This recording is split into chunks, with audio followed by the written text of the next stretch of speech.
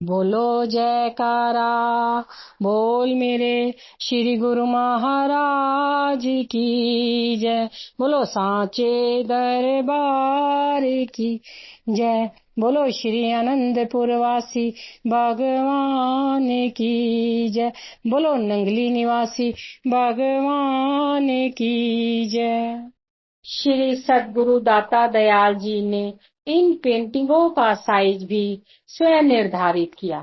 प्रत्येक पेंटिंग को समय अनुसार क्रम से टाइटल देकर सुसज्जित करवाया और उसी संदर्भ में ही नीचे दोहे भी लिखवाए, ताकि आने वाले समय में जो भी इन चित्रित चित्रों का अवलोकन करे वह सहज में ही यह जान सके कि यह रचना कब और कैसे।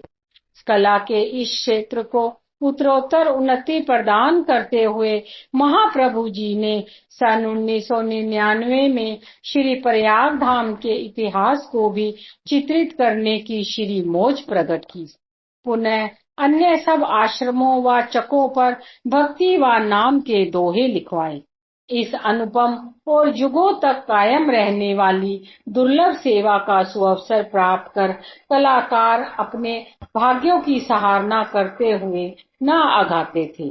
सेवक को तो केवल आज्ञा को शिरोधार्य ही करना होता है, बाकी समस्त कार्य तो महापुरुषों की कृपा ही करती है।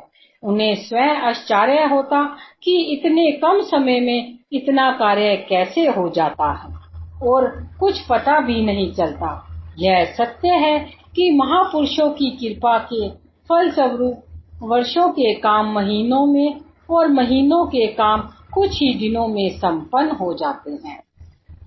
सर्वकला समर्थ महाप्रभु जी करके अथक प्रयास करवाया चित्रित चित्रों में श्री आनंदपुर का इतिहास, श्री परमहंसों की दिव्य मनोहर प्रतिमाएं साकार कर विराजित भव मंदिरों में कीना महा उपकार। भक्ति भाव से पूर्ण दोए हैं जगह जगह लिखवाए, महिमा उपमा अनंत प्रभु की मुख से वर्णी न जाए। महापुरुषों की कृपा का कोई और छोर नहीं होता।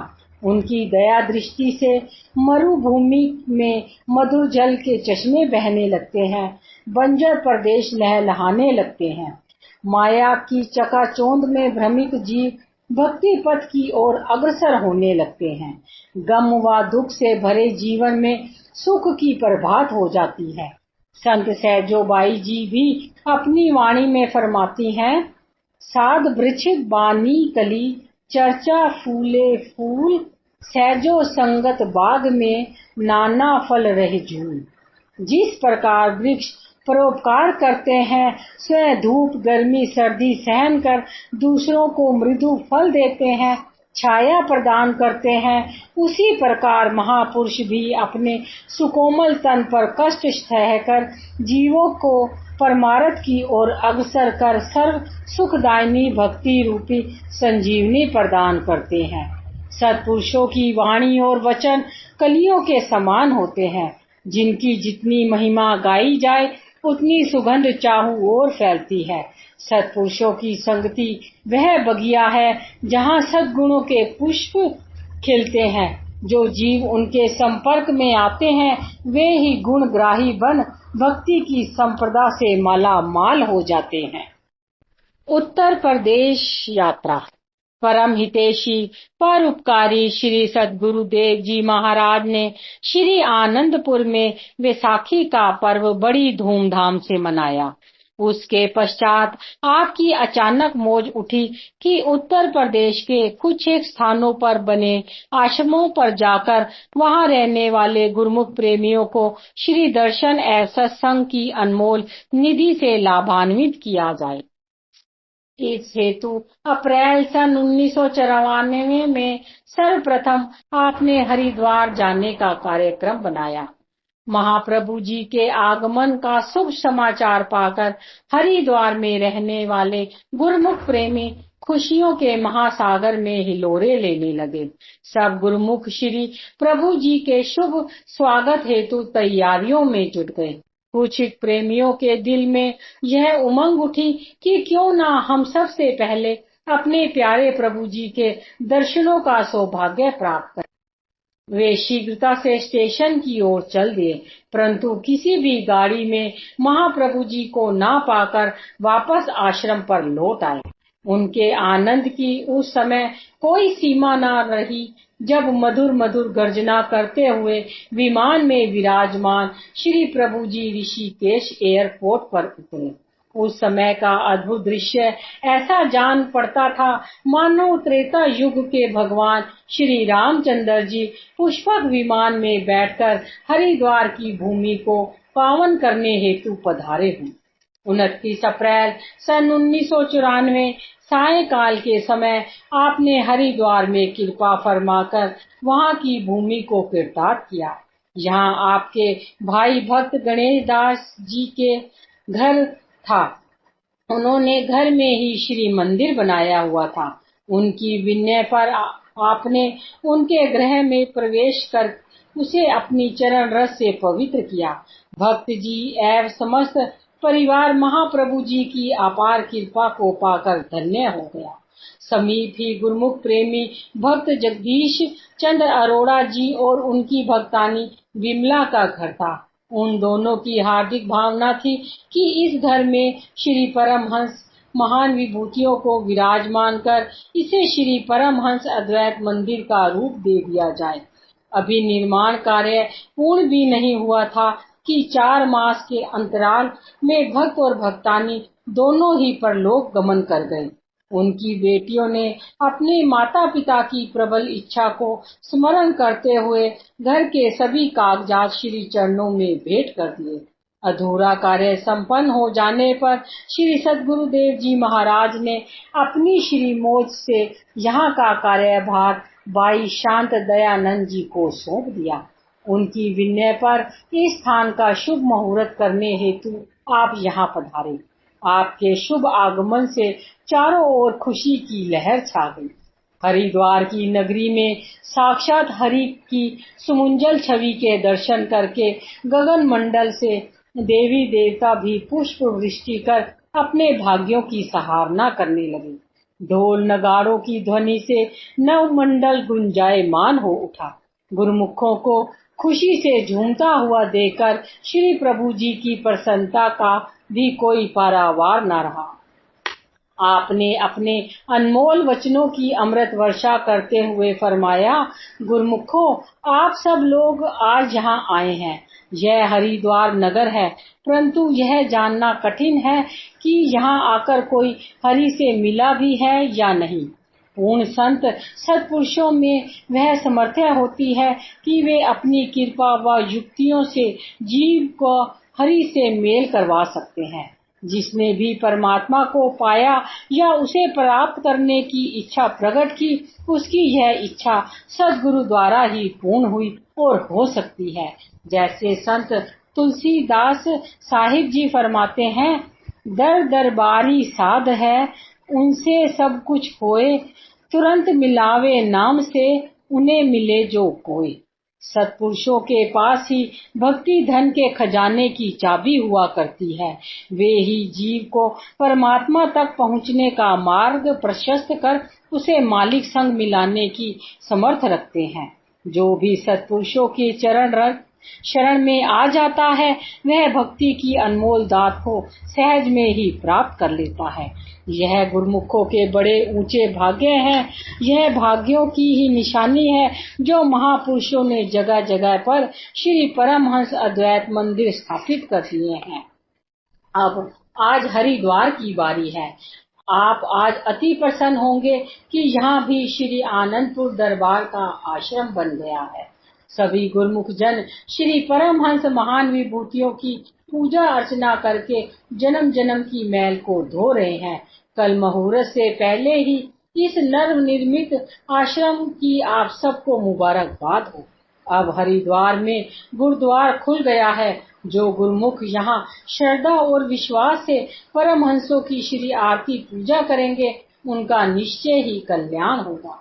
पावन श्री वचनों को श्रवण कर प्रत्येक गुरुमुखों के हृदय में अपार आनंद समा गया।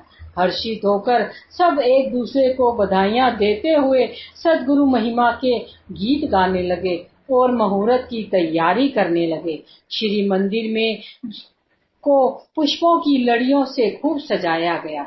महाप्रभु जी ने अगले दिन प्रातः 30 अप्रैल सन 1994 को असीम कृपा करते हुए इस आश्रम के नवनिर्मित श्री परमहंस अद्वैत मंदिर का भव्य उद्घाटन किया। निज कर कमलों से श्री परमहंस महान विभूतियों की अति मनोहर प्रतिमाओं को दिव्य सिंहासन पर विराजमान किया। उन्हें हार व पीताम्बर पहनाए, केसर का तिलक लगाया। श्रद्धा व प्रेम से श्री आरती पूजा का कार्यक्रम आरंभ हुआ। गुरु महिमा के भजन गाए गए, सभी प्रेमी हर्ष विभोर हो रहे थे। तत्पश्चात आपने श्री वचन फरमाए, गुरुमुखों, आप सबकी सच्ची पुकार सुनकर मालिक ने असीम कृपा की है और गुरुमुख प्रेमियों के लिए यह शुभ अवसर व संयोग बना दिया है कि यहाँ आकर भक्ति का सच्चा धन प्राप्त हो। उसके लिए श्री परमहंस अद्वैत मंदिर का निर्माण किया गया है, जो कि परलोक का तोषा बख्शने वाला है। इसी का आज शुभ मुहूर्त हो रहा है। इस शुभ मुहूर्त की आप सब गुरुमुखों को लाखों लाख बधाई हो। ऐसा शुभ अवसर बड़े भाग्य वालों को नसीब होता है, जो कि आपको मिल रहा है। दुनिया के पदार्थ, शान शौकत, धन, परिवार, मान सम्मान, संपदा तो सबको मिल सकती है, लेकिन संतों का संग किसी विरले विरले को प्राप्त होता है। यह हरिद्वार के निवासियों के लिए खुशी और आनंद का समागम है। उनको चाहिए कि वे अपने इस अवसर का पूरा लाभ उठाएं। उनका यह कर्तव्य बन जाता है कि वे अपने कल्याण के लिए यहाँ आकर अपनी आत्मा का सुधार करें, ताकि उन्हें आत्मिक आनंद मिल सके। यह कब हो सकता है? जब वे भक्ति मार्ग पर चलेंगे। यहाँ भक्ति और परमार्थ का केंद्र बन गया है। इससे बढ़कर दुनिया में और कोई वस्तु नहीं है। विचार करो कि नाम और भक्ति की कमाई करके जिसको अपने मालिक मिल जाए, तो इससे बढ़कर और क्या खुशी हो सकती है। इसलिए सभी गुरुमुख नित्य प्रति श्री आरती पूजा करके अपने जीवन को धन्य बनाएं और अपना लोक व परलोक सुहेला कर लें। श्री दर्शनों का ऐसा पावन और सुदुर्लभ संजोग पाकर संगत कृत्य हो गई और श्री सद्गुरुदेव जी महाराज के गुणानुवाद गाते हुए अपने भाग्य मनाने लगी। इसी समय कुछ साधु जन श्री दर्शन हेतु आए। आपने उन्हें पूछा, आप कहाँ रहते हो? उन्होंने विनय की, प्रभु हरिद्वार में ही एक आश्रम में रहते हैं। आपने पूछा, हरि का द्वार देखा है? साधु ने विनय की, हरि का द्वार तो नहीं देखा, पर आज ऐसा अनुभव हो रहा है जैसे साक्षात हरि का ही दर्शन कर रहे हैं। जीवन के संपूर्ण पुण्य का फल प्राप्त कर जीवन धन्य हो गया। श्री वचन हुए, पूर्ण संतों का दर्शन ही हरि का दर्शन है। कहा भी है, अलख पुरुष की आरसी साधु ही की देह, लखा जु चाहे आहे अलख को इन्हीं में लखी लेहे। अगले दिन प्रातः महाप्रभु जी महानदी गंगा के पावन तट पर पहुँचे। सेवकों ने विनय पर आपने गंगा में चरण स्पर्श किए। गंगा भी साक्षात हरि का स्पर्श पाकर धन्य हो गई और अपने भाग्यों की सराहना करने लगी। सेवकों ने चरणोदक पान कर श्री आज्ञा से गंगा में स्नान किया। हरिद्वार को पावन श्री चरण रज से कृतार्थ कर आपने सेवकों व संत समाज सहित देहरादून की ओर प्रस्थान किया। देहरादून के मार्ग में चलते चलते एक घना वन आया। श्री प्रभु जी ने कार रुकवाई और सेवकों से फल की टोकरी मंगवाई। उसी समय ना जाने कहां से इतने वानर समूह वहां आकर एकत्रित हो गया, मानो उन्हें भी अपने इष्ट देव के आगमन की सूचना का आभास हो गया। घट घट की जानन हारे श्री सद्गुरुदेव जी महाराज ने निज कर कमलों से सबको प्रसाद दिया। वे वानर भी प्रसाद ग्रहण कर किलकारियां मारते, उछलते कूदते एवं नाचते हुए अपनी प्रसन्नता को प्रकट करने लगे। पूर्ण पार ब्रह्म महापुरुषों का हर युग में अपनी रूहों से आत्मिक संबंध हुआ करता है। उसी संबंध के व नाते को निभाने हेतु वे सारी लीला रचते हैं। वानरों को श्री दर्शनों से कृतार्थ कर आप देहरादून आश्रम में पधारे तो वहां ढोल नगाड़े और खुशियों की शहनाइयां गूंज उठी।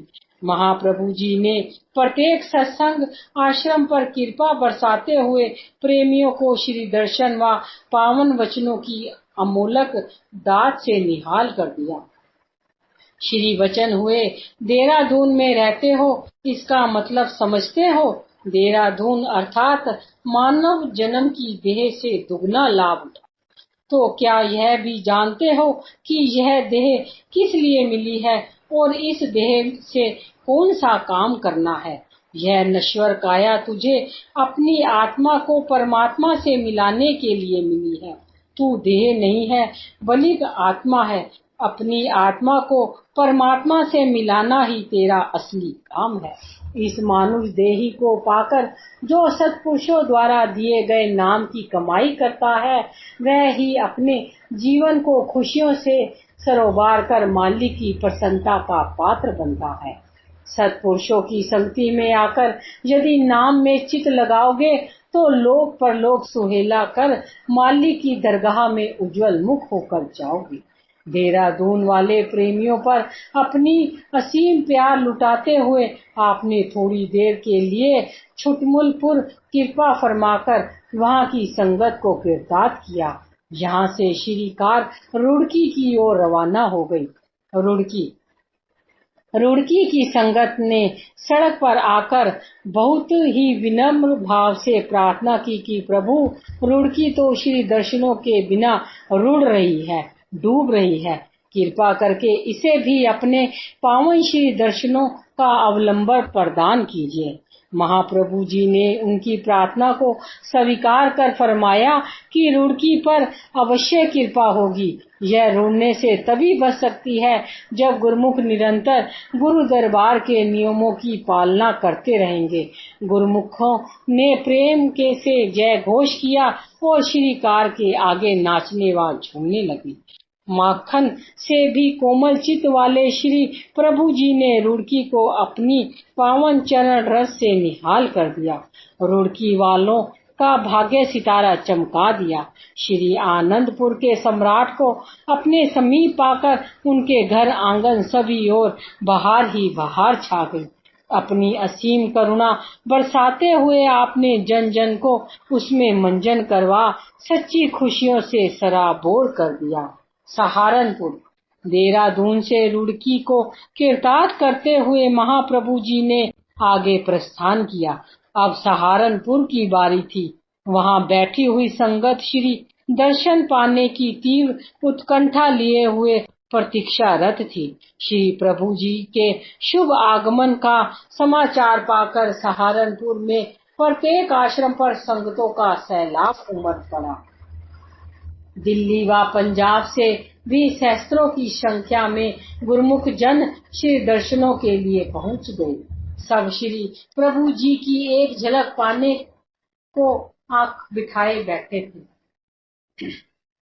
दूर से आती हुई श्रीकार को देखते ही सब प्रेमी गुरुमुख जन आनंद मगन होकर जयकारे लगाने लगे और झूम झूम कर भजन गाते हुए अपनी हार्दिक खुशी को प्रकट करने लगे। प्रेमियों के प्रेम के उत्साह को देखते हुए आपने फरमाया, सहारनपुर अर्थात आप सब प्रेमी गुरुमुखों को पूर्ण सहारा मिला हुआ है। वह सहारा क्या है? संत महापुरुषों की सुसंगति में आत्मा को परमात्मा से मिलाने का साधन पाना। हम देख रहे हैं कि आप सबकी आत्मा आनंद और खुशी में झूम रही है। वह किस लिए कि आपको आनंद और खुशी का भंडार मिला गया है। सद्गुरु ही इस आत्मिक आनंद को प्रदान करते हैं और आज आपके प्रेम में आपके समक्ष खींचे चले आए हैं। यही भक्ति है, यही गुरुमुखों का जीवन है। भक्ति को कमाना ही सच्चा जीवन कमाना है। इस प्रकार सहारनपुर की समस्त संगत को आपने पावन श्री दर्शनों और शुभ आशीर्वादों का सहारा प्रदान कर भक्ति की अनमोल संपदा से उनके दामन भरपूर कर दिए।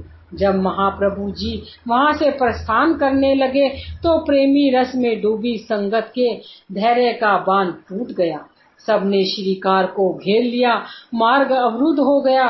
प्रेमी जन रोके से भी ना रुकते थे। उन्हें भक्ति के नियमों की पालना करने का सुखद संदेश देकर आपने वहां से काशीपुर की ओर प्रस्थान किया। काशीपुर में नए आश्रम का निर्माण हो चुका था। सभी प्रेमी जन दिल में यह आशा लेकर बैठे थे कि कब महाप्रभु जी आए और अपने निज कर कमलों से उस नर निर्मित आश्रम का उद्घाटन करें।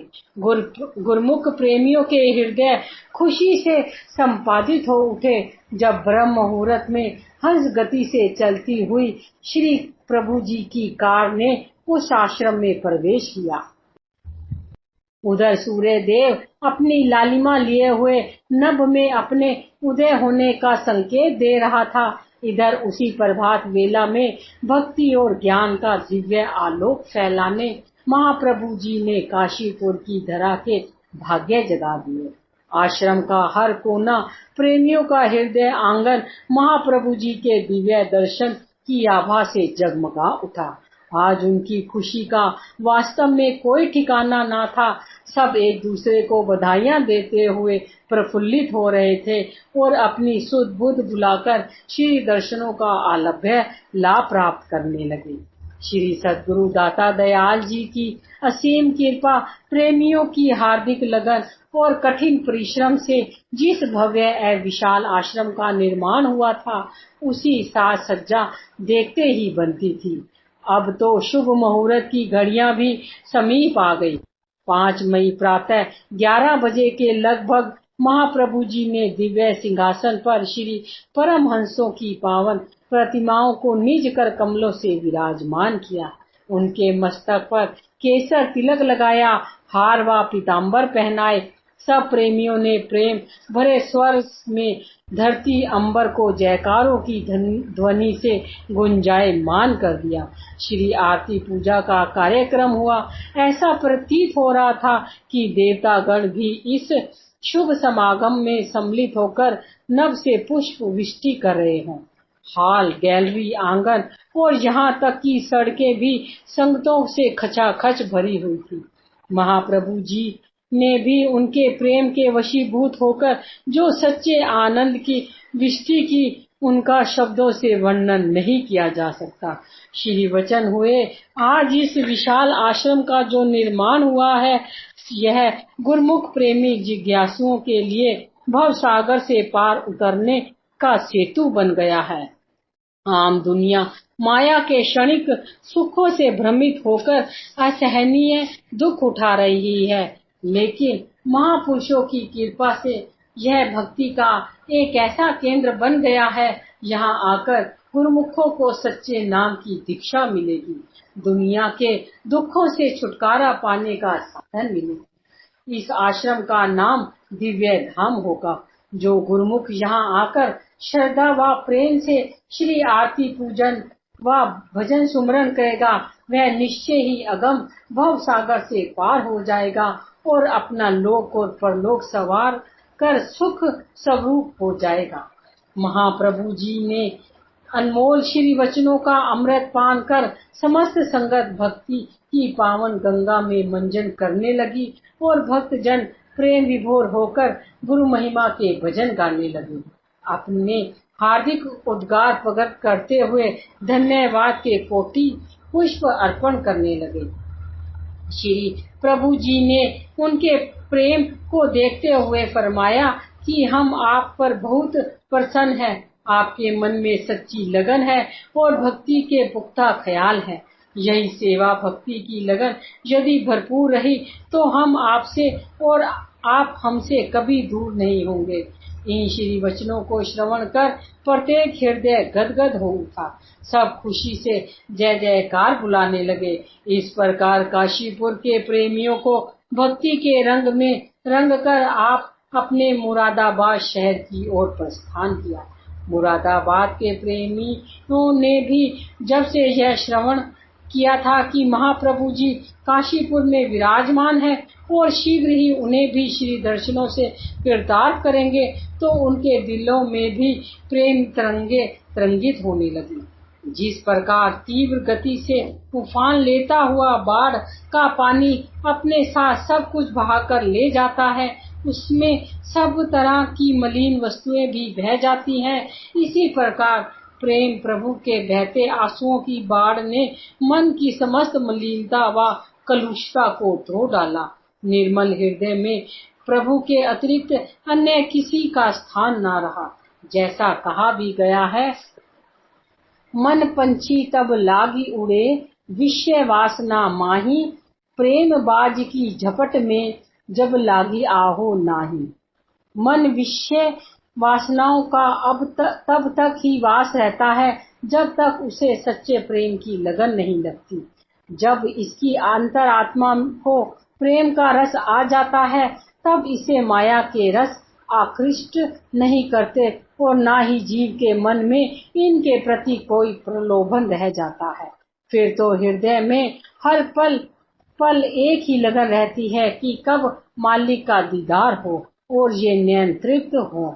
बोलो जयकारा बोल मेरे श्री गुरु महाराज की जय।